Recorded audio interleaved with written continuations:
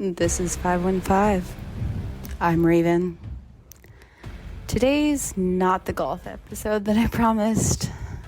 Today is what happens when a system that's supposed to help you tell your story rewrites it for you instead.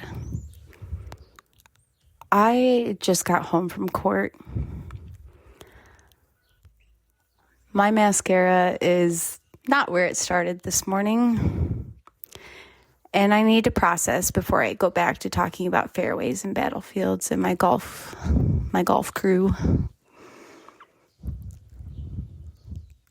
So picture a fluorescent courtroom, row of wooden benches, that familiar government building smell. It's a simple divorce. No kids, no house to fight over. I'm employed. I support myself. I don't want his money. I want my life back.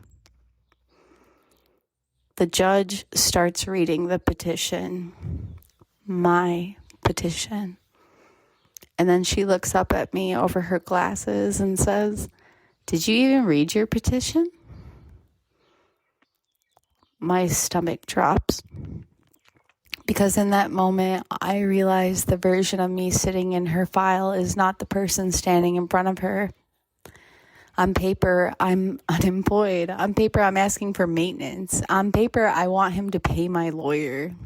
In reality, I have a job. I pay my own bills. And the last thing I want is to be tethered to this man by a monthly paycheck. Here's the part that stings the most. I did read it. Of course I did. I'm an English major. I work in quality assurance. My whole job is literally, does this document tell the truth? When I first got the draft, I circled those paragraphs, metaphorically and literally. The ones that said I was basically helpless, not gainfully employed, needing support. The ones that made it sound like there was this big pile of marital property to divide. I emailed, I called, I said, this doesn't sound like me, this is not my reality, I don't want his money. And what I got back was, this is standard. It's ethically required boilerplate. If we don't put it in, it could hurt you later. Just sign so we can move forward. When you're coming out of an abusive relationship, your trust muscles are already shredded. You're used to being told, you're overreacting, you're reading it wrong, you're crazy. So when a professional, someone you're paying at a rate that makes your credit score nervous, tells you the same thing, it's really easy to override your gut and sign where they tell you. The other character in this story is money. To even get that petition filed, I signed onto one of those pay later plans, a couple thousand in legal fees, spread out over time, thick layer of interest on top, by the way. So I'm sitting there in court being told my own sworn statement makes me sound like I'm chasing checks, while I'm literally in debt for the privilege of being misrepresented. On the way out of the courthouse, I sat in my car and wrote a formal complaint. I felt betrayed. I was betrayed. I am betrayed. Then another, one to the firm, one to the people who license lawyers in my state, the commission. Because at some point, this is just how it works, or whatever turns into, this is not okay. But here's the thing, every email, every document upload, every phone call is bandwidth. And when you're already doing trauma recovery, running a household, working a job, taking care of pets, your bandwidth is finite, a sacred resource. I keep catching myself saying, I feel like an idiot. I signed it. I should have fought harder.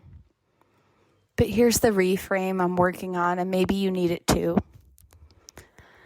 Trusting a professional is not a character flaw. Being exhausted is not consent.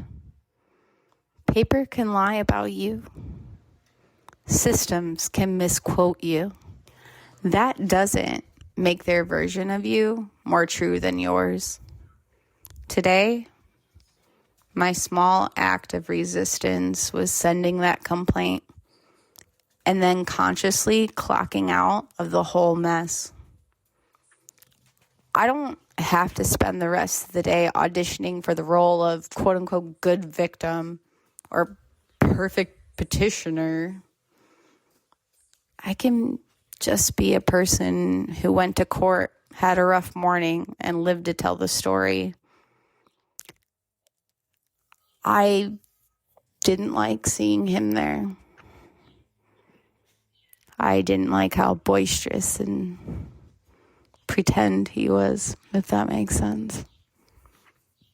I cried a lot this morning. But I know that this isn't an indictment of my character. I did nothing wrong. So, anyway, I just wanted to really put that out there because I think it aligns with what this mission is all about and how us victims, us survivors, we have so much power, so much beauty and resilience, yet we are snowballed into this grotesque system.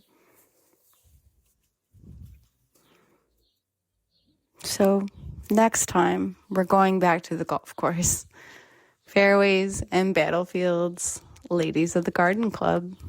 Yep, that's what it's going to be called. Because even in the middle of legal chaos and paperwork betrayal, there are still green spaces, loud laughs, and women in polo shirts processing their own wars between swings. So, see you on the next one, everyone.